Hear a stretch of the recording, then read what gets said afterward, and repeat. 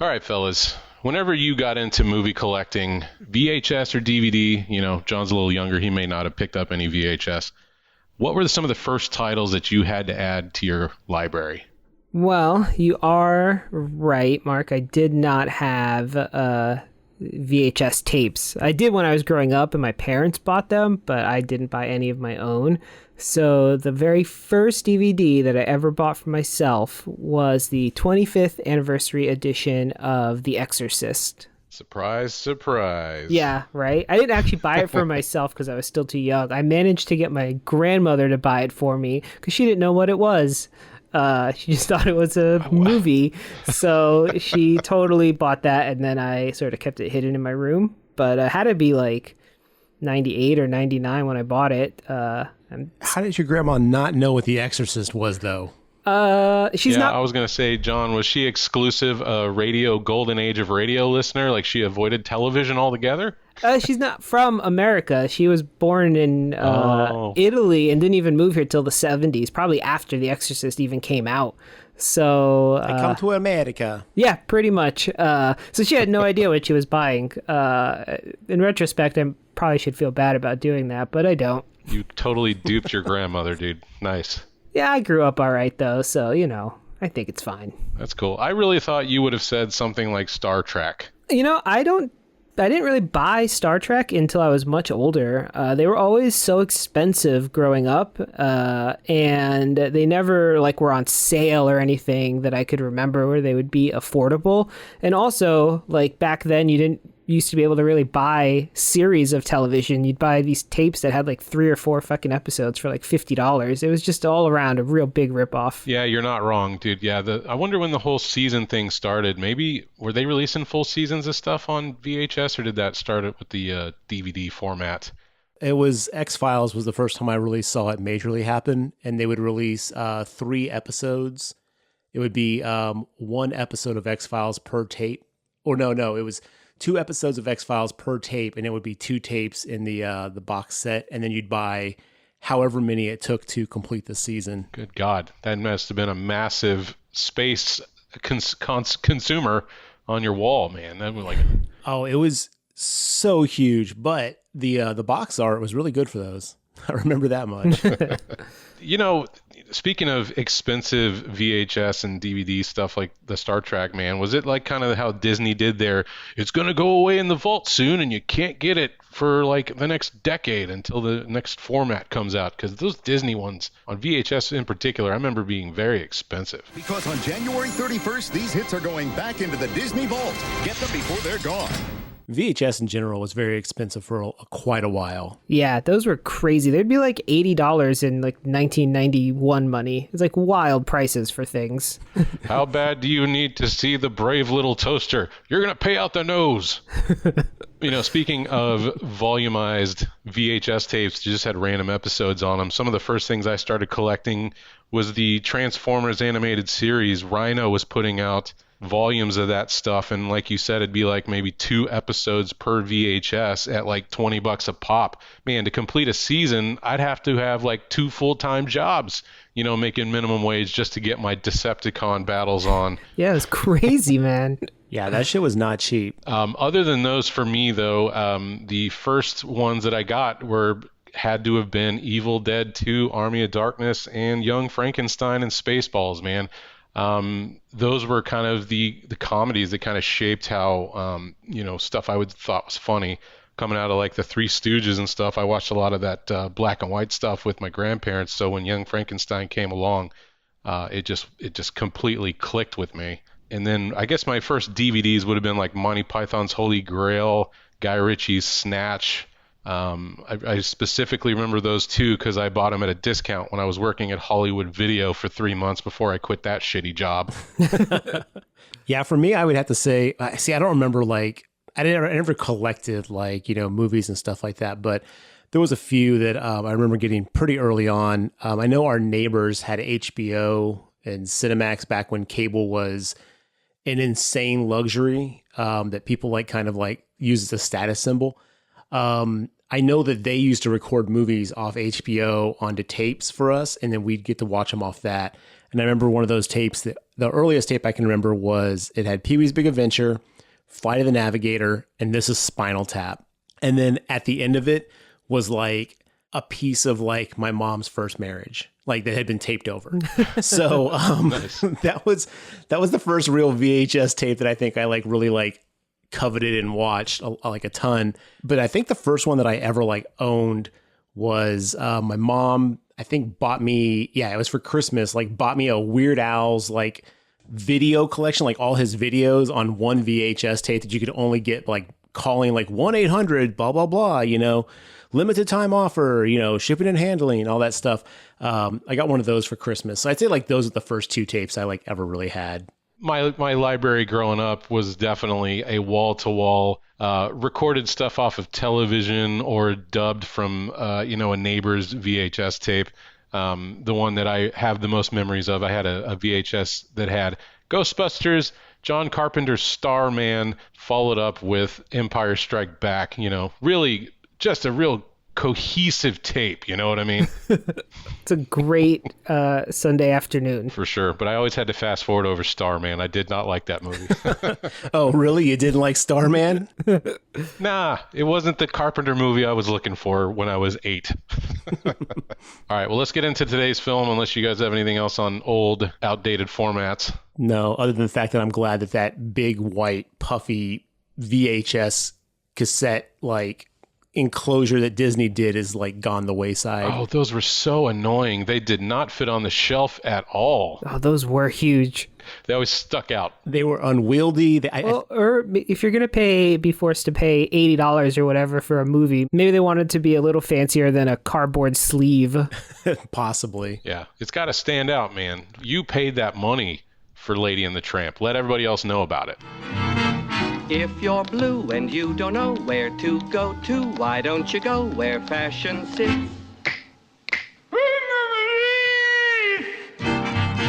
Different types who wear a day coat, pants with stripes, or cutaway coat, perfect fits. Dressed up like a... Hey, all you creatures from cyberspace. Thanks for joining us on another episode of the GraveTalk podcast. My name is Mark. Again, joined with Garrett and John. Fellas, how we doing on this day in our quarantine lifestyle, and what have you been up to? What have you been watching? Anything you want to talk about before we get going on the episode? Oh, hanging in there. Kind of going stir crazy, but lots of time to watch movies, so I've been doing that quite a bit, actually. And what have you been watching, John? I know what he's watching. I got his list right here. What's Corpse Mania about, John? Whew. Oh, Corpse Mania, what a film. Y'all would actually probably like that movie a lot. It's like a 80s Hong Kong slashery flick. It's about this, how do you even describe this wild movie? It is about this serial killer who then has sex with the people that he kills. So you get some really... Before or after? After. So definitely necrophilia. Ew. Yeah. You get some really weird scenes there of... There's no like actual sex, but lots of, innuendo. So you have to deal with that. Some pretty decent 80s special effects, though. You sound disappointed, John. No, I am not. I was actually very worried. My wife randomly picked this movie up at the dollar store. She does that sometimes. And so I was like, all right, let's watch it. And it was a journey. Wait, they were selling Corpse Mania at the Dollar General? Yes, for $1. I'd buy that for $1.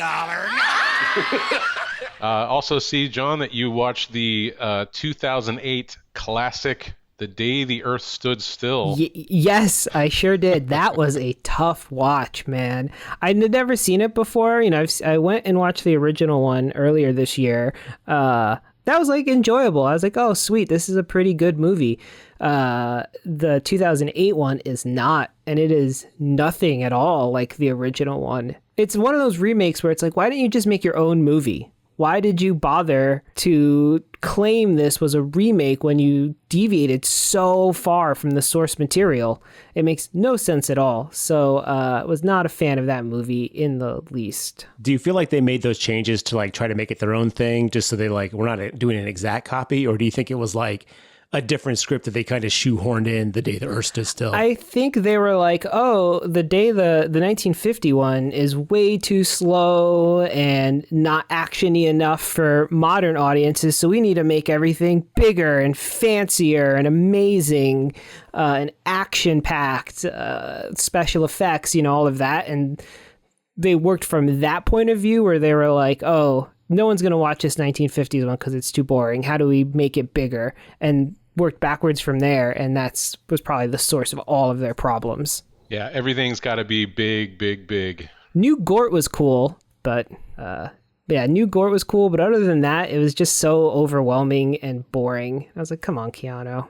Now, was Gort like some sort of nanomachine thing in this remake? Yeah, Gort was he had like the ability to make nanomachines, I guess, which then the whole goal was to consume everything on Earth, which led to all the cool scenes in the trailer, but so different from the original goal of everything. But it's cool visual. But yeah, and Keanu Reeves was the alien whose name I can't remember now. Phil. Klaatu. Phil. And he just played Keanu Reeves. I mean, it was like, oh, hey, it's Neo. John Wick for our younger audience. Yes, also John Wick. So have you seen the original recently, John? Did you watch that one also before you kicked onto the remake? He just said that, Mark. Jeez. Yeah, dude. Oh, I'm sorry. It's all good. I watched it pre-quarantine, so it must have been in the winter time. So a couple months ago. I mean, it's been a while. That was actually the first time I'd ever seen it. I know I'm a bad sci-fi fan, but that one holds up really well. I very much enjoyed it. Yeah, that's a pretty good movie. I enjoy that movie. Well, cool deal. Garrett, what have you been up to? Anything to mention? Yeah, I watched some horror movies because we do a horror movie podcast. Whoa. So I've been burning my way through some series, some Hellraiser. Good God. I mean, you guys know my thoughts on 3. Not a huge fan. After that, it is just downhill at a pace that like would make fucking Cool Runnings take a second glance. I mean, oh boy, it is terrible. Also burning through Nightmare on Elm Street, that whole series. I'm actually enjoying some of the directions those go in. They're terrible, but I'm digging those. I'm doing this for the segment where I basically quickly burn through an entire franchise to give you an overall plot synopsis and my hot takes. It's not going to be great. Some of these movies are shit beyond all belief. I also watched A Quiet Place, or The Quiet Place. Is it A Quiet Place or The Quiet Place? Ooh, good question. I think it's A. Okay, we'll go with A Quiet Place. So I saw the trailer for part 2, and it ruined the fact that John Krasinski is dead, which definitely goes to decreasing the enjoyment of the first movie. Knowing that he's not going to make it definitely kind of takes some of the suspense out of it. But it was a really good movie. I enjoyed it quite a bit. And I also watched The Babadook. Not an incredibly super scary movie, but freaked me the fuck out. Not a fan. Really? I didn't even finish that one. For some reason, it could not grab me. I should give it a second go. I know a lot of people love it, but I did not get into The Babadook. The movie itself, I wouldn't say is like earth-shattering. You're not going to be like, wow, I've got to recommend this to someone. But they did a lot of things right with the visuals and a lot of the creep factor, anticipation, things like that really worked for me in horror movies. So I enjoyed it from that aspect quite a bit. Like, I thought visually, pacing, it was exceptionally slow at times. It did pick up though. I would say give it another run through because I'd be interested to hear your take. But I'm gonna say, Garrett, I agree with you. Your take there on the Babadook. I like the atmosphere. I like the anticipation and some of the suspense, but it does fall flat in terms of actual horrorness, if you will. But I thought the acting for the most part was pretty good. That kid, though, I just remember being so annoyed by the kid. I think that's just kid actors sometimes. I mean, like, I definitely know there's certain movies with kid actors. Like, okay, you guys have heard my take on this, but I fucking hate Newt in Aliens. Like, she ruins that movie for me. If you could remove Newt from that movie, do a Newtless, like, edit of that movie, I would love that film. I cannot stand her. And nothing against her as an actress, but, like, that character fucking pisses me off. So I can see how people like kid actors and stuff like that can definitely affect how you see a movie. I don't think the kid was bad, but I can see what you're saying. The kid's mannerisms and stuff definitely were not like my favorite part of that film. Yeah, and perhaps it's just because that they were definitely trying to make him appear to be just, you know, an annoying little kid. So that could have been the choice taken, and I was just like not having it that day. But you're right, John. Like people, I think this movie even shows up in people's like top 25 horror movies of all time, and I'm just like, how? It's not that great. It's okay. Yeah, and I think that might be even why I didn't finish it, because I went in with my expectations so high. Because whenever people talk about this movie, yeah, they're just like, oh my God, it's so amazing and so scary. And that happens a lot. Like people still, I mean, Paranormal Activity is a great example of that. People are like, Paranormal Activity is one of the scariest movies ever. And I find that movie to be one of the most boring things put on film. But we've talked about that before. Yeah, it happens.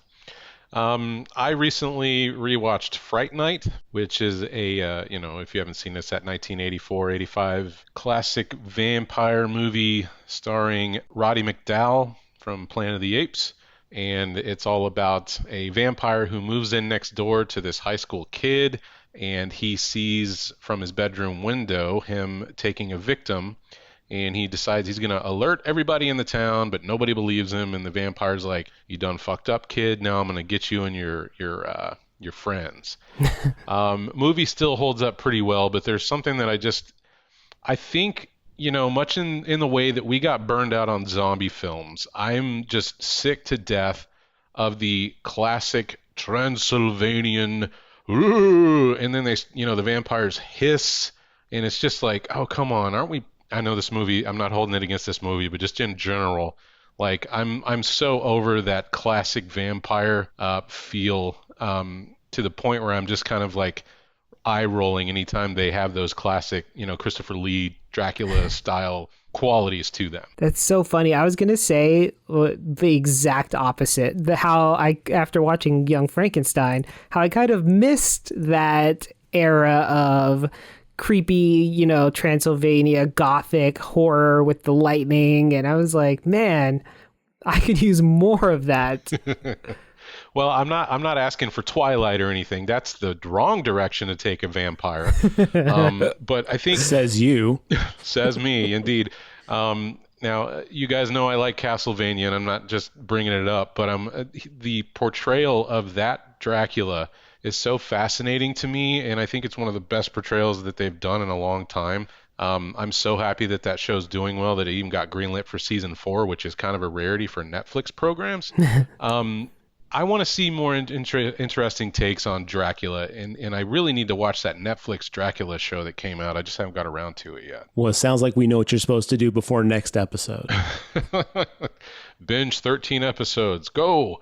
But yeah, John, I'm not saying that I don't like the monster portrayal in this film. It's just that along with zombies, I think I'm just really over, you know, I've seen that version of a vampire for so many years now. I'm just looking for something a little more original, I guess. All right, that's fair. I could totally understand that. Because, yeah, it is kind of a played cliche, but, man, it kind of is one that resonates with me. I even like that shitty, was it 2004 Van Halen movie? Van Helsing movie with Aragon. I was like, sweet, you know what? I dig this. I just like that whole style of film. Count David Lee Roth is Van Halen. Wait, are you talking about... Oh. Okay, I was about to get very upset with you. I thought you were talking about the Hugh Jackman Van Helsing movie from like 2000. That's one of the worst movies I've ever seen. You're talking about the same movie. Wait, are we talking about the same movie? Are we? We're talking about Hugh Jackman Wolverine. That's what you're talking about, John? Oh, okay. No, yeah, I'm talking about Van Helsing. I think it's with Aragon, is it not? What the fuck's his name? I can't even remember his real name. Does it also have the underworld lady, Kate, whatever? Yep, that's it. Oh, God. John, that movie is trash. Oh, okay. Yeah, I love that movie. What are you talking about? Oh, it's so bad, but I still like it. What can I say? I have a soft spot for it. You also like the Mummy movies, so I can see that. That's actually along the same like lines of kind of like just absurd Hollywood to where they're just like, fuck it, people will watch it. I feel like that's in the same ballpark there. I am people. I am people. I will watch it. I'm the target audience for that trash. Well, you guys know I really don't care for vampires at all. Like, there's nothing about vampires that really do much for me other than What We Do in the Shadows, the movie, and the TV show, which I just recently binged, which is amazing. But I gotta side with John on this. I feel like the classic, like, kind of vampire is the most intriguing vampire. Like, I think a fresh take on vampires can be interesting, but I think loses a lot of what makes the vampires, honestly. But I mean, that's my opinion. But I'm on Team John on this one. All right, it's okay to be wrong. I get it. Says the guy who backs Godzilla still. Oh, man. I was just thinking that. Yeah, makes sense. Hey, look, I'm not always right, but I am. Okay. John, you're going to be interested to know that the fellow who directed Van Helsing also directed The Mummy and The Mummy Returns. Get out of here. Stephen Sommers. Well, it all makes sense now. You know, at least We're coming around full circle. At least I'm consistent in what I like, I guess. Bad Stephen Sommers movies. His most recent film that he has directorial credit for is one called Odd Thomas. Did anybody see that one? No, but I'm going to go find it now. I bet I'll like it. Apparently it's based on a Dean Koontz book, but all right, well, if that's that, let's go ahead and get into today's movie. We're going to be talking about Mel Brooks's classic from 1974, Young Frankenstein, which came out right after Blazing Saddles. This one is, like I said, was one of the first films that I had picked up on VHS tape. There's just something so classic about it, and you know, more so than just it taking homage and really painstakingly, I would say, crafting one of the classic Universal monster movie feels. The writing is smart, the jokes are excellent, and I can never, say no to Gene Wilder. Gene Wilder's performance in this is incredible, and he's been one of my favorite actors since I was a kid. You know, going back to watching Willy Wonka and the Chocolate Factory when my parents would drop me off at, a daycare while they would go on date night. You know, I experienced so many movies that way at that place, Willy Wonka being one of them. I was just mesmerized by his performances, and I always am when he's on screen. This movie is a Gene Wilder idea. Like when he got cast on Blazing Saddles, he like talked to Mel Brooks, and this is all according to the trivia I could find. But like he was like, "Hey, your next movie needs to be this movie idea I have," and it was Young Frankenstein. I think I read that too, and to the point where Mel Brooks was kind of dismissive of the idea until he really kind of dug in. I was like, well, no, I want to do an idea where it's a Frankenstein descendant, but he really wants nothing to do with his grandfather's research, and that was like, oh, that's actually a good idea. But yeah, man, what is your guys' experience with this film? When did you watch it for the first time? I watched it for the first time about 3 months ago. Really? Seriously? Yeah.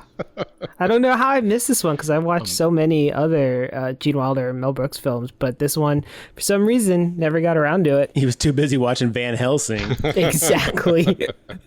Had to watch The Mummy for the 5th time. I don't have time for Young Frankenstein. Oh, boy. And now I've watched it twice in 90 days, and yeah, it's awesome. I watched for the first time the 1931 Frankenstein last night just to see how close it was, and it's amazing. I mean, they are like beat for beat, and thematically they're just so similar to what they were parodying. I was like, whoa. Yeah, John, they even go so far to get some of the same props from the movie 1931. If you see a lot of that stuff inside of the laboratory, a lot of those items were lifted straight from that 1931 film.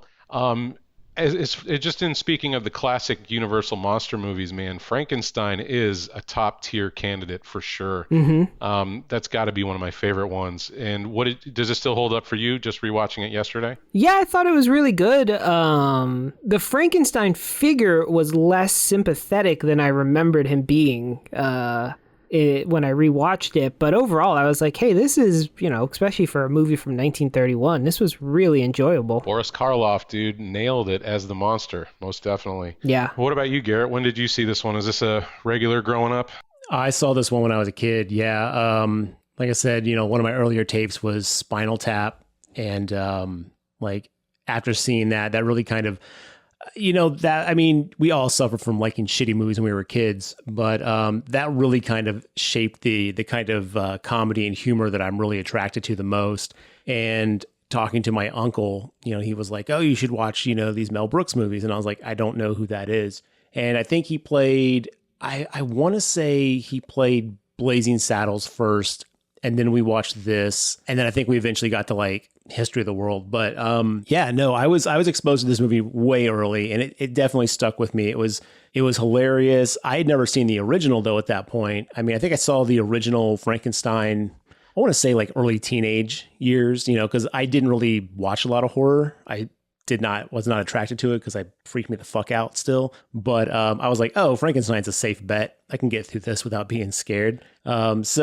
Yeah, it's amazing how well they did with this, and really the humor that is just so subtle throughout this entire film from start to finish. Like the opening scene when the clock's chiming, when like the bell's chiming through the the background, it chimes 13 times. Like, I don't know if you guys catch that, but it chimes 13 times, and immediately out the gate, you're like, well, what the fuck?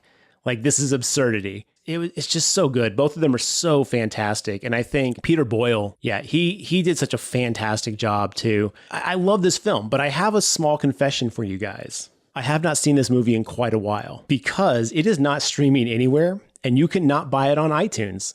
So I did not watch Young Frankenstein before we recorded this episode. So I'm going from memory. But to make sure you guys did know that I was putting in the work, I did watch Young Einstein with Yahoo Serious to try to like balance the scales a little bit. So hopefully that'll give me a little bit of a pass today. I remember Young Einstein being very stupid. How is it in 2020? Oh, it's god awful, boy. It is absolutely terrible, but it'll always have that special place in my heart of like one of those movies you watched growing up that you would just watch all the time. You're like, yeah, this is shit, but I still enjoy it. Well, okay. Well, at least thank you for being truthful as we tackle Young Frankenstein. Now, if you get confused, audience, we'll have Garrett clarify if he's mentioning a scene from Young Einstein. It'll be pretty obvious. So, as far as Mel Brooks films go, where does this one fall in his pantheon of films for you guys? Is this your favorite? Is there one that edges it out? What do you think? History of the World is my favorite by a long shot. I love that movie so much. What I like about this one, though, is it's so much more subtle, I think, than most Mel Brooks films, at least that I've seen, right? The ones that I've seen play up their comedy and their parody to like 11, whereas this one could almost, it's like towing the line, right? It could almost really be like a Frankenstein movie. So I respect that it's such a subtle parody, but I don't think it's my favorite. I'd probably put it like, I don't know, near the... Well, I guess it depends on what I'm ranking it for. But for comedy, probably nearer the bottom, honestly. Really? This one towards the bottom? Yeah, I'd have to go look at all Mel Brooks films, right? I can only really remember, like, the major ones, The Producers and Spaceballs, History of the World, this one, and... you just said it, Mark, the Western. Blazing Saddles. Blazing Saddles, yeah. Oh, Blazing Saddles is really good, too. It's either that or History of the World is my favorite, but for comedy. I'm going to have to say Spaceballs is my favorite one, and that was just because of when I was exposed to that one in particular. It's parodying of Star Wars, and just every joke in there I just find so funny. It also... and then maybe you guys disagree with me on this, but Young Frankenstein and Blazing Saddles for me starts to dip in the last, say, 20 minutes of the film. I just feel like Blazing Saddles and Young Frankenstein I get disinterested towards the end, and because they feel so good up front that maybe just the back end just didn't have enough zingers for me or something. I'm not sure, but like Blazing Saddles in particular, when they end up in the theater and watch their own movie and they're running around in the studio lot, I'm just like, okay, you kind of lost me on this. I mean, I get what you're doing, but I'm not that interested anymore at this point. Really? Huh. Yeah, I would agree with that. I think, like, for this movie, everything after the putting on the Ritz or even that scene itself, I'm like, all right, we probably could have ended by now. Or, like, the whole transfusion, spoilers for fucking Young Frankenstein. Like, all of that, I was, like, not super into. So I would agree with you there, Mark. Wow, that's really interesting. I mean, Mark, I kind of figured you were going to put Spaceballs at the top, just knowing you well enough to know that, like, I feel like that was going to be an easy choice for you. I really dislike Spaceballs. Like, I enjoy, I can watch it, but I have never like sat down like I'm going to watch Spaceballs. I will only ever watch it if it's on. But I would have to say mine definitely start with Blazing Saddles. I want to say probably High Anxiety is my second one, then Young Frankenstein, and then we kind of get into History of the World, Spaceballs, you know, Robin Hood Men in Tights. Those all kind of blend together at the very end of the list. Oh, I forgot about Robin Hood Men in Tights. I would definitely put Young Frankenstein above Robin Hood Men in Tights, I'll tell you that. Well, he also did Dracula Dead and Loving It with Leslie Nielsen. Remember that one, which was a spoof on the Dracula movies? Like Mel Brooks did like another type of movie. No, I don't think I've seen that one. I got a soft spot for that one. I love it because I love Leslie Nielsen. I just love his deadpan, corny joke humor, man. That stuff is so funny to me.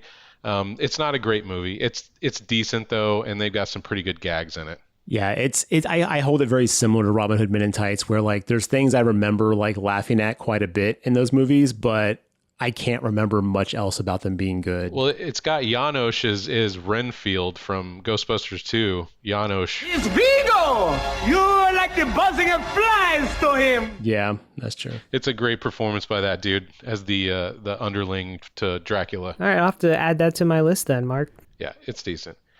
Okay, well, this one is sitting at Rotten Tomatoes. You guys think it's rated highly or lowly? What do you think? Think everybody hates this movie? No, I'm going to say 86%. 94% with the critics, 92% with the audience. Ah, fuck yeah. Wow. Look how tight that is too, man. So little deviation. That's awesome. Yeah, it's up there. Film was made on a $2.78 million budget and made $86.2 million in the box office, so it was a definite success. Wow. This film also was kind of, I think, Gene Wilder's first kind of big hit movie. Even though Willy Wonka came out prior to this, that one didn't do so well, and it wasn't until later on that it kind of became the cult classic that it's known as now. That blows my mind. That movie is awesome. What? Willy Wonka and the Chocolate Factory? Yeah, it was like a staple growing up for me, so I'm surprised to find out that it actually didn't do so hot when it originally came out. I feel like that was just a thing that happens sometimes. Like some of the early Jim Henson movies, like Dark Crystal, people love the fuck out of that, but it didn't do well. It's just, I think some of these things, you know, definitely grow with time. You know, I don't say age better because they were always great then, but I think like the audience mindset, especially when you see like a big deviation from what's like the norm in cinema, some of that stuff gets overlooked until something actually catches it, you know? True. Yeah, there's so many movies like that, right? Even, you know, John Carpenter's The Thing didn't do well. We talked about that when we did that episode. It's just crazy to see how some of these movies turn around in the public mind's eye after the fact. And also, there's just so many movies coming out. Maybe it got buried by something else, you know, that came out that same year. Yeah, that's a good point. It's just hard to say. So this one is starring Gene Wilder's Dr. Froderick von Frankenstein. And I don't know if we want to set the stage up front, guys. Are we going to call him Frankenstein or Frankenstein? We should probably call him Frankenstein. I think he's a Frankenstein. Oh, you think so? Look, if the man wants to be called Muhammad Ali, then you call the man Muhammad Ali, okay? That's all I'm saying. That's a Coming to America reference for all my deep cuts out there. Love that movie. That boy sure can sing. Okay, well, let's just stick with Frankenstein to keep it clear. Peter Boyle as the monster, Marty Feldman as Igor, Madeline Kahn as Elizabeth, Cloris Leachman as Frau Blucher, Terry Garr as Inga, Kenneth Mars as Inspector Kemp, and that's probably, unless you guys think anybody else that needs to be mentioned, I think that's mainly our big hitters in the movie. Gene Hackman plays the blind peasant at the end. Oh, you're right. He wanted to do that because he played tennis with Gene Wilder, and he was like, hey, I want to try comedy. And so like Wilder got him in this movie. One of the best scenes in the film, dude. I love that part in particular. I'm glad that they got Gene Hackman to do that. That was really cool. Yeah, pleasant surprise. All right, here's what the back of the VHS box has to say about Young Frankenstein.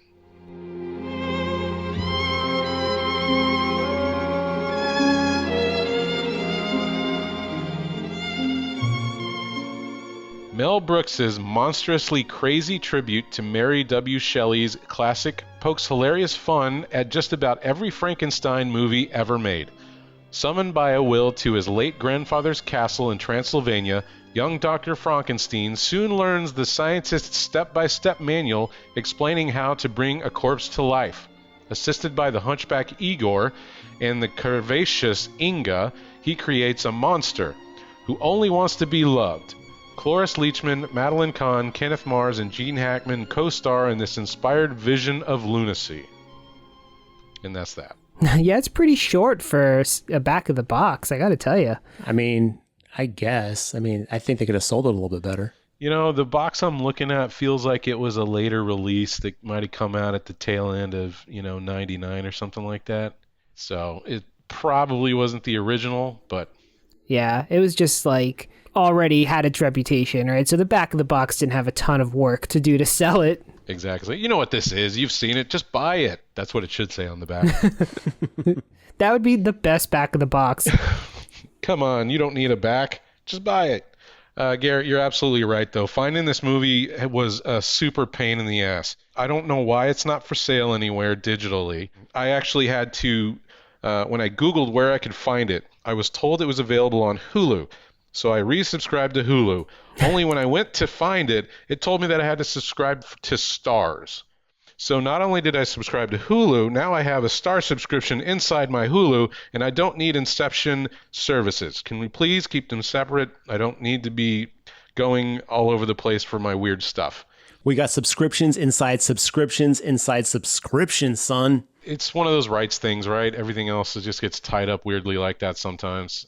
Just very strange to see it was such a classic Mel Brooks film. Yeah, that is very surprising. We're seeing that all over the place now. And I mean, I don't want to wave my fist in the air and be like, back in my day, because it was just as difficult to find shit back then, because I'm still looking for a print of Near Dark that you can't find that movie anywhere. So it's not necessarily easier than it was, but I really am not thrilled about this whole like, this service has the rights to this film and this service has the rights to this film, because like you should at least be able to purchase it at any of the major retailers.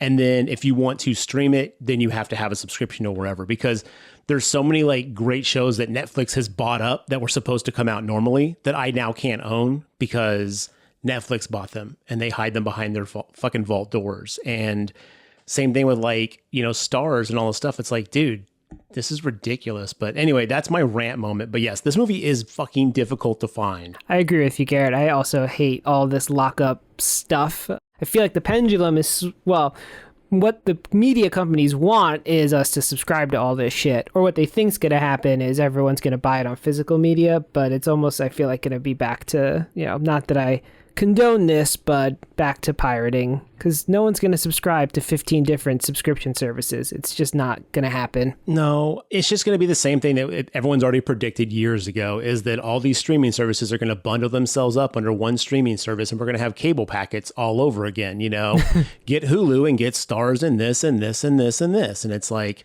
that's great. But in the meantime, as everyone's trying to get a sweet piece of that Netflix and HBO, pie, it's just, it definitely makes it a little more difficult. And the fact that the internet is not honest, because when I looked, it said it was streamable at Hulu, Amazon Prime, and Vudu. So I went to all of those, no. And then when I went to Hulu and Amazon, it was like, get Stars. And I was like, Stars, you can eat a dick at this point. Stars does have a good deal for 6 months for some cheap amount of money, so. They do, but it was more about the principle, the fact that it said I could get all this stuff, and then it was all like, once I was there, it's the old bait and switch, you know what I'm saying? I gotcha. Hate with the switcheroo. I get it. It was supposed to be easier. It was supposed to be easier in the digital age, but we're still getting roadblocked. And yeah, Garrett, we're either going to have massive cable digital packages or people are going to pirate it. I think you're both right. It's just ridiculous. Especially, it feels like we're coming up on the tail end of physical media. Like I don't foresee Blu-ray lasting another 10 years. I feel like at some point they're just going to stop making them. And then we're just going to be stuck with these rights issues with all the digital entanglement that's happening.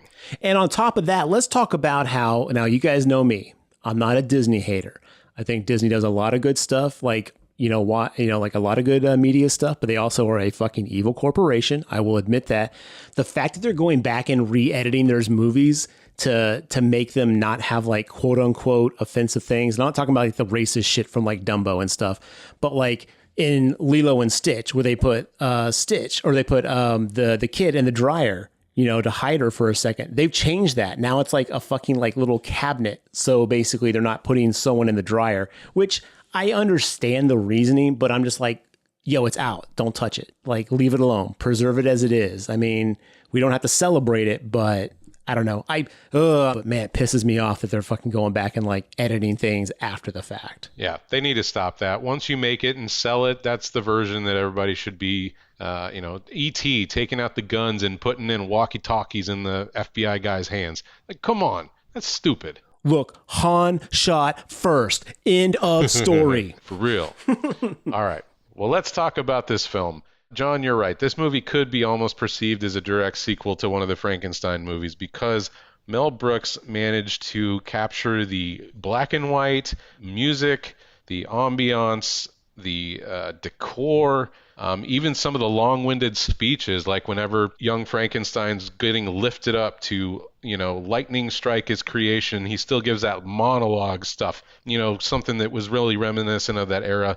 I think Garrett touched on it pretty good when we were talking about our Black Lagoon episode. Just ramblings of scientists going on and on about stuff. I miss that so much. Yeah, for real, man. Those are fun, and that really just captures that era of what those movies were like. To see it done so cleverly with the jokes peppered in, it's just fantastic, man. I can't think of a better. I was trying to actually think of what is like a modern day equivalent to really lavishingly recreate something from a previous era. Is there anything else that you guys can think of? They made that Psycho remake, which wasn't it like scene for scene, frame for frame, exactly the same, except with modern actors? Yes, they did. And it's actually really good. You want to know something that's crazy about that movie is I spent 45 minutes of that movie. The soundtrack was written by Danny Elfman. And the opening hook of his theme, of his orchestral theme for the movie, is sampled by Busta Rhymes in Gimme Some More. I could not figure out for 40 minutes of that movie what that sample was from because I knew the song, like I could hear it in my head. I just couldn't piece together. So I missed the first half of that movie, driving myself crazy trying to figure out where that song was from. On the second watch, it was really good, though. We've all been there. I went down a rabbit hole with like Daft Punk one time trying to figure out where all the samples came from. So I feel your pain. But this film kicks off just like the old ones would do. We get the full credits, just against, a black and white background. We get to see Frankenstein's castle for about 15 to 30 minutes, right? While all the credits scroll over with some nice violin music. That was a bit much, to be honest, but it was obviously of its time, and that's exactly how movies back then were. But I was like, man, I'm so glad they moved credits to the end of movies. How do you feel about the fact that like the, I think it's the Screen Actors Guild basically says that like, if you're like a lead, your name has to appear twice. And usually what they'll do is they'll put like some of it at the beginning and some of it at the end. But now they're doing the double credits at the end to meet that requirement. Would you prefer that it goes back to the beginning and the end? Or would you prefer that it's still just the end and they have double credits? I guess I never thought about it. Keep it at the end, man. But yeah, I'm leaning toward that. Okay, unless you're waiting for like a Marvel Cinematic 2 for, mid-credit sting. I'd rather just keep that stuff at the back end of it. When I'm sitting down with the popcorn, we're going to sit through 85 minutes of commercials, Coca-Cola advertisements, and all of the movie theater, like, oh, thanks for being here, garbage, that by the time the movie starts, I'm ready to get going. Well, let me just go ahead and say, if you go to the Alamo Drafthouse, the superior cinema experience, you don't have to deal with those advertisements. You only get fun little things that they put together to entertain you. And then the movie just kicks right in with some trailers. Bam, Alamo Drafthouse, get at us, season pass holder. All right, you're not wrong. At least that's more entertaining there. It's more enjoyable, but I'm ready to just get into the film than have to sit through another wall of credits before we get going with the plot. I kind of like when we have like the brief credits at the beginning because I like sometimes seeing who's in a movie. Like sometimes I'll be like, oh my God, Michael Shannon's in this movie. That's awesome. Like, oh dude, that's so-and-so from Teen Witch, like. I think the key was a brief credits in the beginning. Sure. Couple of the key people, who's it directed by, I'm all right with it while they're, setting the stage for the movie. But when it's like every single person in the movie, a la Young Frankenstein, I think that's a bit much. And for someone like John who doesn't recognize faces or names at all, it's got to be just drool boringly inducing, right? Even if I've seen you, you're new to me. It's very true, yeah. Every actor is new in whatever movie they're in. You guys heard about this Anthony Hopkins guy? Pretty good. He's an up-and-comer, I'm sure of it. That's it. So after the credits, we close in on a coffin next to a fireplace, reveals to be Dr. Frankenstein, the original, grandfather Frankenstein, and apparently he's just had his casket sitting next to this fireplace since he died, and nobody bothered to find and figure out what to do with his will until, what are we arguing here, like 30 years later? I mean, that was a little confusing to me because I feel like the will reading should happen immediately after death, no? Traditionally. That's kind of cold-blooded, man. I mean, let the body cool a little bit before you start fighting over their stuff, Mark. But it's next to a fireplace. It's not going to cool off at all. You're keeping it nice and toasty. All right, touche. Yeah, that part didn't make a ton of sense, but I just assumed it was that lady who was in love with him was keeping him, nice and toasty. Okay, that's a good in-story potential there, John. I was going to say they really just wanted to do the gag where the corpse didn't want to let go of the briefcase, which I did laugh at. I do like, physical gags like that. Also, here's a side tangent. If your husband was Dr. Frankenstein, okay, and you knew what he was up to, you knew he could reanimate the dead, why would you not put in your will a stipulation that they reanimate your body? You've mastered the technology. That's not a bad question. It's probably got to do with morality and law. Going back to that original movie, the townsfolk were very against the black sciences of reanimation. That's the devil's bidding, Garrett. So maybe a judge would not be willing to allow his last will and testament to be bringing him back from the dead. They also said the same thing about cappuccino, but damn it, that shit's amazing.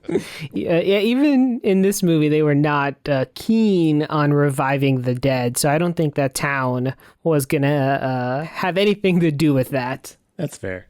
We cut away to the American, was he in New York or something? I don't quite know if it's said or not, but we see Gene Wilder's character for the first time at a college. Yeah, and he's teaching his biology class about, automatic nervous system and how you can't regrow nerves, and does a very fun demonstration that I don't think is how they actually teach this in school. Where they bring in a volunteer, Dr. Frankenstein, kicks him in the balls and goes, see, that's your automatic nervous system, then pinches his, I don't even know, his neck somehow, and does it again to the poor guy. And this time he can't react because they broke his nerve or whatever. Funny to watch. I felt really bad for the poor dude. Yeah, it was like they pulled a transient off the streets and were like, come in here for a couple bucks, and then they just knees him in the nuts twice and then wheel him away on a stretcher. They pay him an extra buck. It's like, okay. Guys, how do you think we keep the podcast going? This is how I pay to keep the bills paid, okay? So you're telling me you take nut shots to keep the lights on? Look, as for our previous episodes, I take nut shots for scientific endeavors to keep the bills paid. I also, I prostitute myself. Look, there's a lot of things that have to be done behind the scenes. You guys, you don't have to worry about it. You're all talent, so... The deeper we get into this podcast, yeah, exactly. We ever impressed by the levels Garrett are willing to go to keep us in business. So he's presented with the will. Yes. Go ahead, John. Take it away. So while all this is going on, there's some creepy guy sitting in the back who then gives him the will and is like, hey, you've inherited your family's estate. So for someone who wasn't that into being a Frankenstein, he definitely wants his castle. So off he goes to Europe, and there's this funny train gag, and he ends up in Transylvania, of course, where he gets met by the hunchback assistant, Igor. And once he finds out that he likes to pronounce his name Frankenstein... Dr. Frankenstein. Frankenstein. You're putting me on. No, it's pronounced Frankenstein. Do you also say Froderick? No, Frederick. Well, why isn't it Froderick Frankenstein? It isn't. It's Frederick Frankenstein. I see. You must be Igor. No, it's pronounced Igor. But they told me it was Igor. Well, they were wrong then, weren't they? Very funny in the Yeah, the pronunciation bit is good every single time it's brought up. You know, it originally, before he goes to Transylvania, there's a twerp in the front seat that's really needling Dr. Frankenstein about his grandfather's research. And he's just like, my grandfather was a kook. It's Frankenstein, you know, and it's really laying the groundwork for this scene when he finally meets Igor for the first time. Yeah, and just to say that Igor is played by Marty Feldman, who is absolutely a treasure in this movie. He does such an amazing job playing Igor. And so much of the stuff that he did was improvised too. Like the hunch moving to each side, evidently he was moving that and no one noticed for days until finally someone was like, "Are you moving your hunch?" And he was like, "Yes." And he loved it so much they kept the gag going.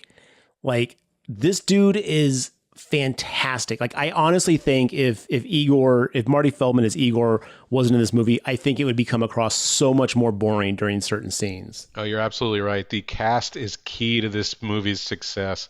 yeah. Particularly those two, exactly. Marty Feldman and Gene Wilder are just excellent in these roles. To have anybody else in them just wouldn't work as well. Sad to say, I'm actually pretty light on my Marty Feldman films. I haven't seen a lot of the stuff he's been in, other than this, maybe even. I need to go back and watch some more of his stuff. I think I might have seen Yellowbeard. I think that was that movie with some of the Monty Python guys. But other than that, this may be the only thing I've seen him in. The only piece of trivia I know about this movie is Igor is responsible for the name of the song Walk This Way. When he's moving Dr. Frankenstein along, he's like, walk this way. And apparently that is where Aerosmith got the name for the song from. Oh, yeah. Not the lyrics, though. Yeah, Steven Tyler was quote unquote inspired by that joke and wrote "Walk This Way" the next day in the studio, supposedly. Which, if that's true, that's amazing, because that song is timeless. And the fact that like such a quick joke like that, oh man. And they wanted to cut that joke originally too. Like Mel Brooks didn't like it, but because it played so well with the audiences, he actually brought it back in other movies like History of the World and Robin Hood Men in Tights. Yeah, I was going to say that joke felt classic Mel Brooks. That's interesting to hear that he didn't want to keep it in. Yeah, I don't think it was originally in, or if it was originally in, like he wanted to cut it. And it was like, it tested so well. Like, it's just so weird how these things happen in like comedies and movies, you know, like what you may think is not funny may just like appeal to people in a way that you had no idea. But this movie, and I know we mentioned this before, but I think that's what makes, because the first Frankenstein movie, while very good, is a very slow drag. I mean, it is very slow. I feel like this movie would also be an incredibly slow drag if you didn't have those constant little Mel Brooks and Gene Wilder and Marty Feldman and even, what's her face? God, I fucking forget her name. Madeline Kahn. Like, if you didn't have all these little bam, bam, bam comedy bits, this movie would flow so fucking slow. But it's just a testament to how great these comedians are, that they can take an hour and 40 minutes and make it feel like, honestly, like, yeah, a tight 90. Absolutely. And in one of those gags on their way to the castle, you know, that Igor is driving to the castle, he hops in and meets Inga for the first time. While they're driving over to the castle, they hear a wolf off in the distance, and then Inga says, "Werewolf." And then he's like, "Really?" And then Igor says, "Their wolf, their castle." And I forgot that joke was in here and just started laughing my ass off. I was like, that is good. It's simple but effective, and I love it.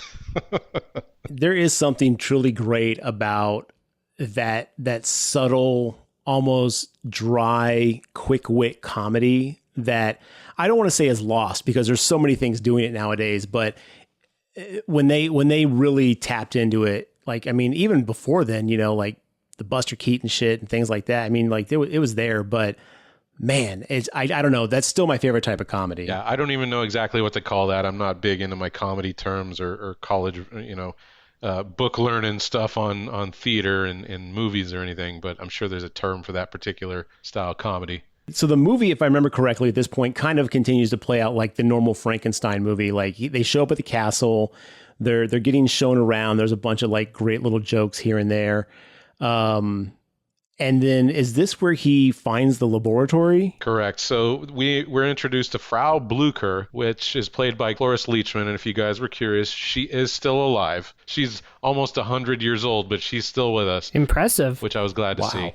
Anytime her name is mentioned, Frau Blücher, the horse is whinny. Now, do you guys get that gag, or is it just because what exactly is the punchline of the horse is whinnying every single time someone says her name? I assumed it was just a general joke of how that happened in movies, where the horses would react to bad people, but I really didn't get the joke, and I didn't find it funny because I didn't get it. Yeah, I don't know if it's it's a deeper inside joke, but I definitely love the fact that was one of those comedy bits that the more it happens, the funnier it gets. Yeah, I think that was kind of what it was going for too also, but that like John, I didn't quite understand if there was a deeper meaning to it. Perhaps not though, but she does a really good job as the caretaker of this castle. She's been there since the death of Dr. Frankenstein, and we find out that actually she was a lover with him, and this whole thing has really been hatched by her to get young Frankenstein into the castle and working on the grandfather's research. So you'll find out that there's the violins playing as they all go to their chambers for the night, and they're all led down into the library, where they find a secret passageway that leads them deeper into the laboratory, and we see all of Dr. Frankenstein's, the original. That's going to get so confusing. I'm going to be saying the original young grandfather. I'll just say his grandfather's research. We find his grandfather's research down there, and it's open up, and this is where he really starts to realize that his grandfather's work could actually be replicated. So from this point on, he's starting to buy into his legacy. Yeah, he goes from I want nothing to do with it, it's impossible, he's a kook, this is crazy, to totally bought in, or 0 to 100, as they would say, so quick, just instantly, which I thought was funny. Yeah, absolutely. And to go any slower with this may have drugged the movie out, you know what I mean? I think we just had to get from point A to point B. We need to get the monster being built, right? We need to get the gags going before we just kind of start to lose steam. It's totally the right call. I agree with that.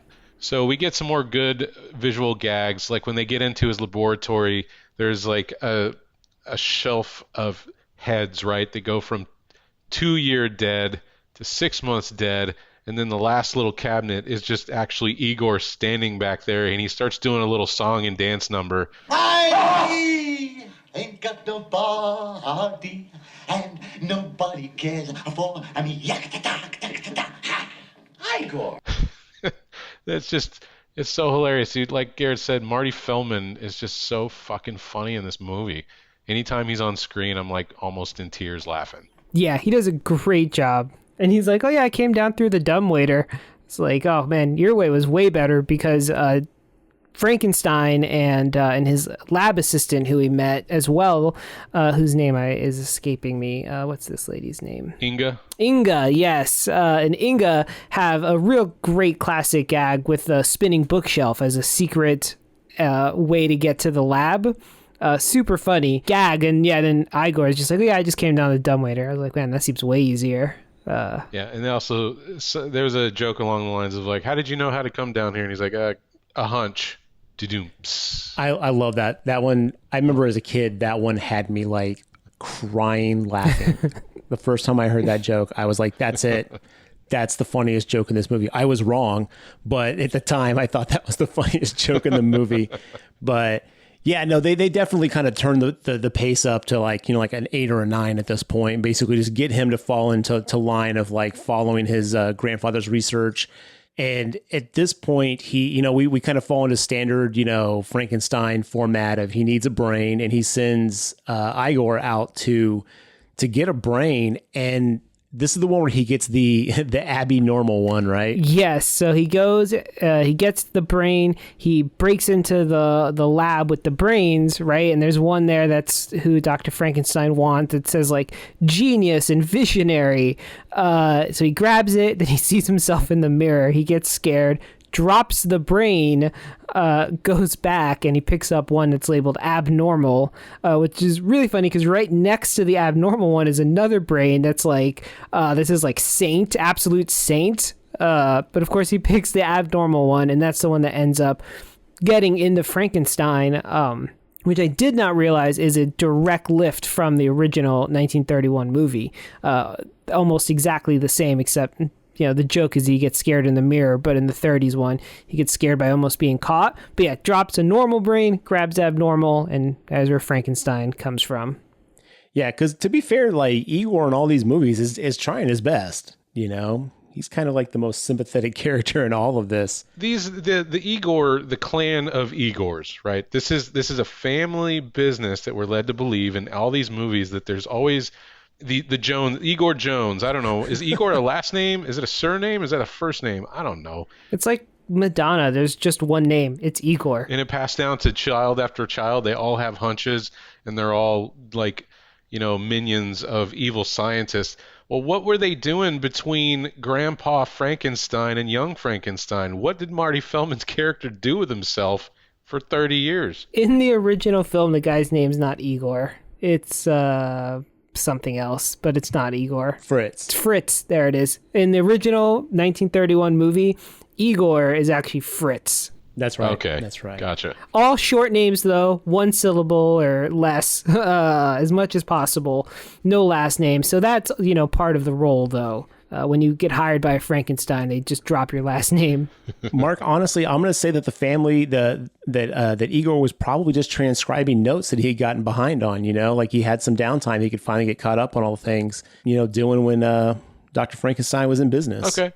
Oh, that's true. A lot of paperwork. There's a lot of paperwork with, reanimating corpses. I don't know if you guys know this, but we do that behind the scenes here at the GraveTalk to pay the bills.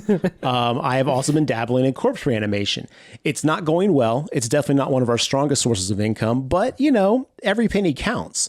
So, Yeah, the paperwork, though. Oh, boy, you wouldn't even believe. Binders full. We're accepting interns right now if you're interested. We have a lot of GraveTalk paperwork. We're not going to discriminate here. If you have any kind of writing capability, hit us up. Make sure you have normal brains, please. Yeah. Brains, in fact, outright optional. Don't even need a brain. Okay, as long as we got plenty of irons and multiple fires here, I think we're going to be keeping the lights on for a little bit longer. Now I'm just kind of curious, like, when was the first instance of the Igor character? I don't know. Do you guys know? I watched a YouTube video that I did not fact check, but they claim it was this movie where the name Igor came from and why it was so popularized. Seriously, really? Okay. That's possible. I'm going to go ahead and say, even though the timelines don't match up, it was my man Bobby Boris Pickett from the Monster Mash fame. He's the one. He's responsible for it all. Frankenstein, Dracula, mashing, partying, you name it. Love it. That man, he created it all. Yep, sounds right to me. Okay, I'll let you have that one. Although it says here the Three Stooges, in 1946, the Three Stooges, there was a mad scientist who had a gorilla named Igor. But, maybe the first instance of a human Igor, we'll give it to old Bobby Boris Pickett. Or Mel Brooks. Honestly, we're wasting time on the wrong subjects here. Let's get back to this movie. Okay, fair enough. Where are we at now? Is this where we're introduced to our local authority figure with the busted arm and our constable Bobby? Kent, right? Wasn't it Kent? Inspector Kemp. Yep, Kemp. Yep. Yeah, that sounds right. What did you guys think of this character? Kind of pointless, but apparently was from one of the other Frankenstein movies where that's where they got the wooden arm gag from. That was an actual plot point in one of the later Frankenstein movies. Didn't know that because I've never seen it, just read it. But whatever. I guess he had a role to play in the movie, but he wasn't a standout character to me. Yeah, according to Gene Wilder, the trivia and stuff that I was reading, he considers this the fifth Frankenstein movie. He considers all the other Frankenstein movies to have happened before this movie takes place. Oh, interesting. That would make sense then. Not watching those recently, I had forgotten then that was an actual character that they were parodying. So kind of like John, I think he was a little more pointless, or maybe not pointless, but overused. Yeah. If that makes sense. It's like there's so many gags with him in his hand. And I was like, okay, I get it. It's kind of funny, but we can move along now, please. Agreed. Yeah. So with the brain, they now need a body. So they go and grave dig, as one does when you need a body, hence the paperwork. They grave dig one up and they're bringing it back to the castle. And that's where they're stopped by Inspector Kemp. And then there's this great scene where the body that they've just stolen, his hand is out of the casket. And so Gene Wilder has to pretend it's his hand while interacting with Inspector Kemp, and Igor is the one actually controlling it. Very well done physical comedy. I did appreciate that part, even if the scene was a little pointless. I definitely think that scene was to basically have that gag in play. I really enjoy that scene, though. I can see what you're saying. Inspector Kent definitely felt a little overutilized in the grand scheme. Again, this movie is an hour and 40 minutes long. And I think with every Mel Brooks, we can always find at least 10 minutes we could shave off and not have it really affect the picture. But, is it necessary? Again, probably not. But I think this is one of those scenes where, we could have done without it, but I don't know. I kind of felt it added a nice little levity to the moment. Yeah, for the comedy, it was worth it. I'm glad it was in there because I did laugh during it. It's so hard to talk about a parody film, right? Because you can't really talk about it in the way of a normal film because it didn't really advance the plot at all. But I'm glad it was there because it was hilarious. Yeah, there's also the ongoing bit with the inspector that his Transylvanian, Austrian, German accent is so thick that people can't understand it. That's also very Mel Brooksian, I would say, where everybody's like, "What?" And then he has to repeat himself, and it's actually more clear. So they definitely do that gag several times throughout the film. Yeah, I think that's like in all of his movies. That same gag, different characters, but same joke. It's definitely a mainstay. So after the town finds out that there's a Frankenstein in town again, and they're very upset about it. So Inspector Kent goes out to the castle, and he's like, oh, "Okay, look, the people are scared right now. They're worried that you're going to be doing some reanimation of dead bodies, and they're playing a game of darts." And both of them are not very good at darts, or maybe I think it's because the inspector's actually distracting Gene Wilder's character, so he's throwing them all over the place, shattering windows, and that scene ends with him leaving, and all his tires have been punctured out by darts. While they're playing darts, of course, the inspector came when they're doing the fancy Frankenstein experiment, and this whole thing is pretty much exactly like they did it in the original movie, right? They have the body strapped down, they lift it up on this raising platform in a thunderstormy night, they flip a bunch of switches, and sparks fly everywhere. They bring him down, but Frankenstein does not wake up. Yeah, and one of the reoccurring things that Gene Wilder's character does in this film, which I think is really good, is that he starts on a long tangent. Be of good cheer. If science teaches us anything, it teaches us to accept our failures as well as our successes with quiet, dignity, and grace. Son of a bitch bastard, I'll get you for this! What did you do to me? What did you do to me? Stop it! You kill him! I don't want to live! I do not want to live! Quiet, dignity, and grace. Oh, Mama! And then he immediately starts cussing and crying and asking for his mama. And I'm just like, dude, that is so fucking funny. And he does it again later when he's in the cell with the monster. He's like, whatever you do, whatever you hear me say, do not open that door. Goes inside and immediately is like, get me out of here, you idiots! And starts screaming for his mama again. Like, I love that shit so much. Gene Wilder does a freak out like no other. That's like one of his acting strengths for sure. And yeah, it definitely plays so well in this movie. The monster does eventually wake up and he starts moaning while Inspector Kent's there. So Frankenstein's got to pretend it's him moaning. as he leaves, they run down and realize, oh, look, it was a success. I guess it was just a delayed result. The lightning strike didn't take immediately, but here he is awake. Frankenstein starts having another long-winded monologue, and I really got to hand it to Peter Boyle. He plays the monster so well, and even times of like this where the scene is over the top, Gene Wilder's acting over the top. They pan and show Peter Boyle's monster face where he's like side-eyeing, like, is this guy okay? Like, you know, you can see the monster's like, all right, dude, we get it. You did something cool. Let's move on. And this is where I think, right, the monster attacks him, and they have to play this game of charades, essentially, right? So they gave, so Dr. Frankenstein thought ahead and was like, all right, let's get a sedative in case this guy, we can't control the monster. Gives it to Igor, he does his whole speech or whatever, and then the monster attacks Dr. Frankenstein and starts choking him. And Dr. Frankenstein's trying to charades his way into telling them that he want him to use the sedative on the monster.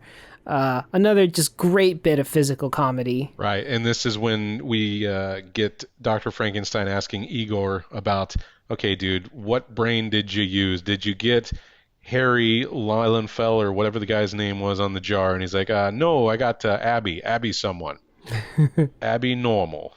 And then he starts choking Igor out because he's realized what he's done, and then he starts doing the charade bit. And talking about comedy movies is kind of a challenge, right? Because we're sitting here, we're trying not to ruin it, and we're definitely not giving the timing or the joke justice. It's very challenging to like convey it, because like if you have to explain a joke, it's not funny, right? So like it's so hard to walk that line of like, I promise you this is very, very funny. You just have to actually watch it. I at least am not doing a good job of imparting how humorous this whole thing is. It's that whole feeling of, you had to be there, you know? Yeah. This is the part where, you know, they try to subdue him. They find out that the violin music kind of like, you know, soothes the monster. You know, classic. I always have a soft spot for that. But yeah, so the monster escapes, and then we get a lot of the classic homages to the original Frankenstein where, you know, he meets the little girl. That whole scene is just fantastic. Like, that's almost shot for shot from the original, but I love how that plays out. And then there's the blind peasant where Gene Hackman plays. That scene right there, evidently, like, Hackman, like, improvised quite a few lines in that, and they had to keep stopping because they could not stop laughing. There's information that says that Gene Wilder during his scenes laughs so much that like they would have to do 15 takes of stuff just because like him and other people start laughing so hard the take would be ruined. But yeah, no, the Gene Hackman scene where he's the blind peasant, they cut a lot of that out too, evidently. Like that scene was supposed to be a lot longer. And that scene, the blind friar scene, is also a direct parody of a later Frankenstein movie. That whole character is lifted from one of the other Frankenstein films. Oh, is it? Mm-hmm. Oh, that's cool. I didn't know that. Again, that scene's so great. But yeah, then we get to the part where we kind of get the villagers, you know, your standard, you know, get your pitchforks and your torches mob. They're going to like, you know, catch the monster and kill it. And I think and again, it's been a while because again, I watched Young Einstein. See, about this time in Young Einstein, Albert Einstein would have figured out that they can actually make a nuclear bomb. We'll talk about that movie in a different time. Is that where they blow up the toilet? The outhouse or something? Different movie. That part's way earlier, man. That part's way earlier. Oh, okay. Oh God, Young Einstein. Anyway, so yes, the villagers go to get the monster. Frankenstein stops them, and I think that's where they're like, wait a minute, we know how to like soothe the beast. And if I'm wrong about this, correct me. But at this point, this is the point where they realize the monster has talent, and we cut to probably the most iconic thing that most people remember from this movie is the putting on the Ritz number. Am I correct on this, or am I totally like way off at this point? Yeah, I mean, the goal wasn't like so much to show that it had talent. The goal, I mean, what's the goal of a random musical in the middle of a horror movie? But they were showing that, he's actually reanimated and he has fine muscular control and things like that. I mean, in the grand scheme of things, you're pretty close. But what a scene that putting on the Ritz scene was. Yeah, that was great. They basically they do Putting on the Ritz, and if you're not familiar with the song, Mark, cue the section. Trying mighty hard to look like Gary Cooper.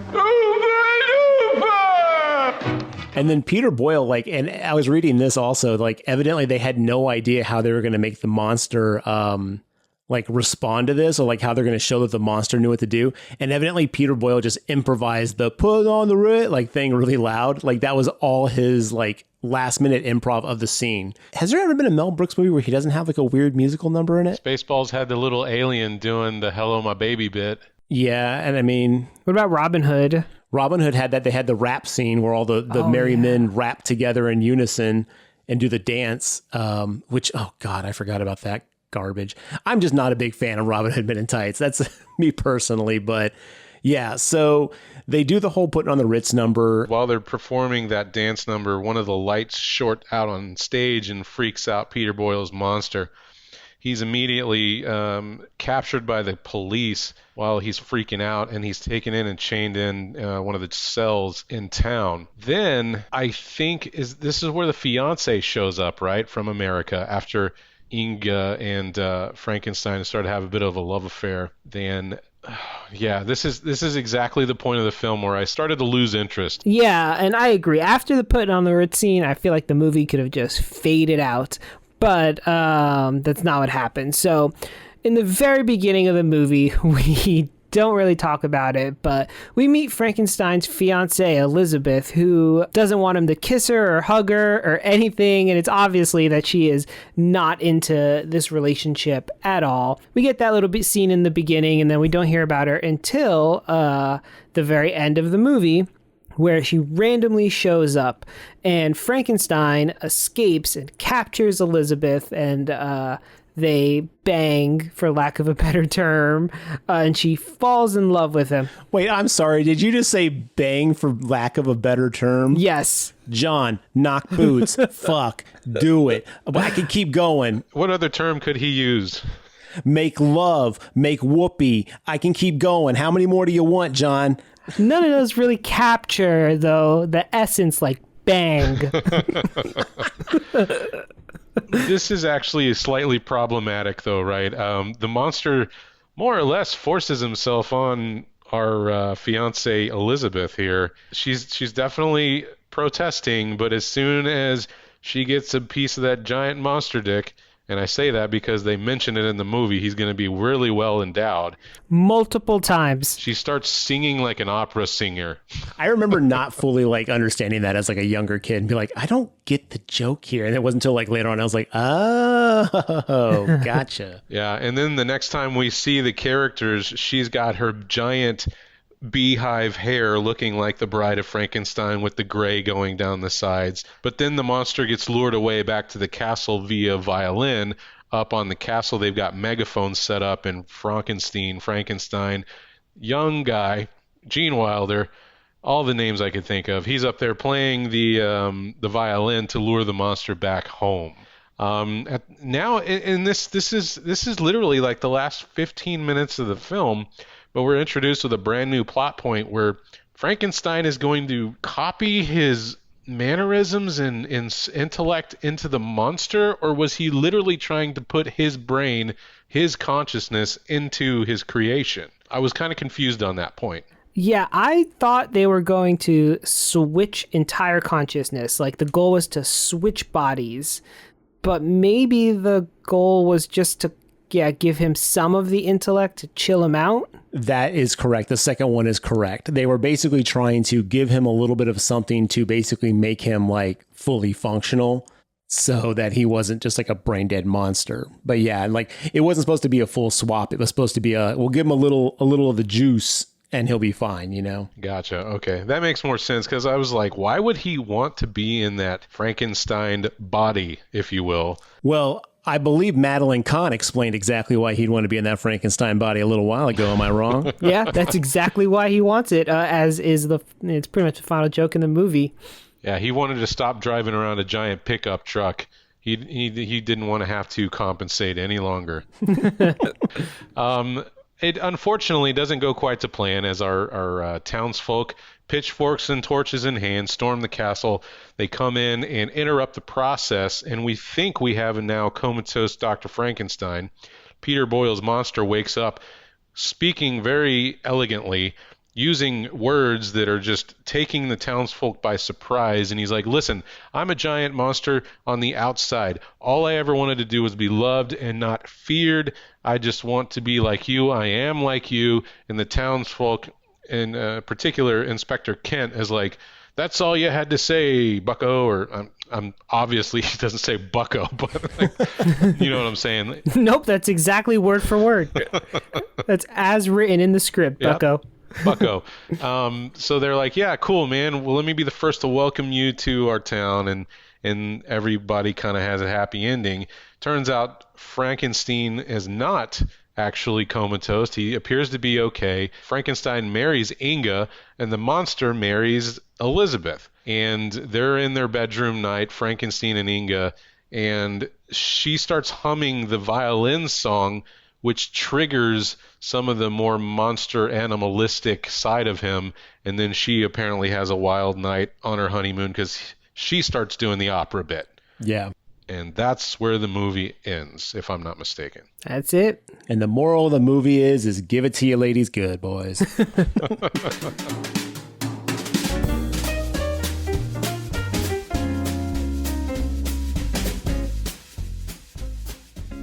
There is a correction, though, I have to make. Earlier in the movie, I was saying that Inga was played by Madeline Kahn. It's not. That's actually Terry Garr. Madeline Kahn is Elizabeth, the fiance that comes back at the end. Sorry. Just for all the people out there who I know were sitting there for the whole last hour being like, this son of a bitch is so wrong. So I just want to clarify, make sure it was right. Can't even get your cons right. Please delete your angry tweets and emails. Garrett has corrected himself. Well, obviously, it sounds like 3 recommendations across the board. And if you haven't seen this one yet, what are you doing? It's one of the classics. It's considered one of the top 25 classic comedies of all time, for good reason. Mm-hmm. It could arguably one of the Mel Brooks' best, if not his funniest. It's definitely probably one of his more cohesive movies.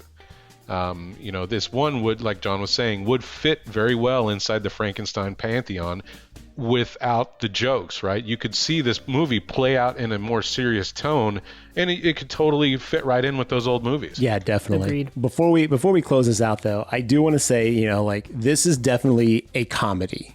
We are a horror podcast, but, as we discussed in previous episodes, what is horror versus, a horror comedy, et cetera, et cetera. I still firmly hold true that this is just a comedy movie that happens to use a horror, plot line to play it out. But I think it's okay to deviate on this one, because I feel like if you're a horror fan, because it's so familiar, you're going to fall right into this if you enjoy comedies. That even though it's not a horror movie, just the horror elements, the familiarity to a story trope or a plot line that we're so familiar with can just make you fall right in and feel the same things you kind of did during the original horror one, the horror version. And the comedy just works really well, kind of as an icing on the cake. I know we debated this on a previous podcast, but I disagree. This is a horror comedy as much as Shaun of the Dead or any of the other ones are horror comedies. This is right in line with that. It is parodying a different kind of horror, but it definitely, Tucker, a la Tucker and Dale too, right? It's definitely that kind of horror comedy. But Tucker and Dale had gore and very horror kills and stuff. I mean, this movie, I know the original Frankenstein didn't have gory kills in it, but it also wasn't chock full of jokes start to finish, T to B, top to bottom. Sure. Tucker and Dale is parodying horror as we know it now. This is parodying horror as it was in 1971, right? It's just very different. It's parodying us. I guess if you're saying these aren't horror movies, then none of the Universal horror movies would count, right? This is as horrific as any of those. Is Frankenstein, I guess, a horror movie then? No, I just consider that to be it's definitely a horror movie in the fact that it kind of started the whole horror genre. And I'm not saying you have to have gore and violence, but the thing is, it's a very serious, scary story. I mean, the idea of reanimating a corpse at the time, I'm sure was a very oh my God, that's a really frightening concept. to people. Nowadays, and even in 1971, is that when this movie came out? 74. I don't think that this was ever like, I think this was supposed to be a comedy from the start to finish. And again, this is definitely like a perception issue, but I just think it misses so many of the things that like make something a horror. I mean, you can have like a romantic comedy, and you can actually just have a comedy that like plays off of romantic comedies. Doesn't mean it's a romantic comedy. But we all agree that this movie would fit in with a classic Frankenstein story. So it's parodying a story that is a horror story, is why I think this is a horror comedy or horror comedy. Maybe it's flipping it around, right? It's a comedy horror instead of a horror comedy. And I'll go with that. I mean, again, I don't want to break too much balls on this because, again, it's definitely, a fine line between love and hate. I think what you guys need to do is you just need to take the car into the monster lane and get out of the horror lane, because it's the classic universal monster movies, right? Horror, if you try to look at it through the lens of 2020, even 1980, 1977 horror films, then you could say, no, Frankenstein, Wolfman, all those aren't actual horror movies, but they are monster movies. And I think if you remove all the jokes from this one, like we said, this one could totally be a sequel to the original. So I think it's a comedy monster movie is what I think we need to call this. Yes, agreed. That's fair. Okay, you know what, John, can we agree on that? Can we East and West Coast rap battle this shit to agree? Okay, thanks, Mark. Bringing people together, that's what you do best, man. Anytime, I'm happy to help. We do horror movies. We also do monster movies. That's kind of why I was totally okay with approving this one. Not that I have final say or any kind of control over what we do. This is a democratic system, the GraveTalk. But I think we've allowed monsters. We allowed Godzillas. We've done all kinds of stuff. This one, it totally falls in line with what we talk about, I think. I think it'd be interesting to find out if our audience would like to know like who picked what movie. Like, I don't know if that's something anyone would ever be interested in, but if you are, hit us up on the social media. Maybe we can make a list of like the movies that we have recommended, each of our choices and stuff like that. Yeah, maybe going forward. I think it'd be hard to do retroactively. I barely remember what movies I picked. We'll get our intern to do it. Yeah. Well, what did you guys think of Young Young Frankenstein? Let us know on our Twitter, our social media, Facebook. Hit us up. We always love to hear from you guys. Let us know what you think about it and anything else you want us to talk about. We're always down for suggestions. You can find more of our content at gravetalk.com, and we'll see you next week.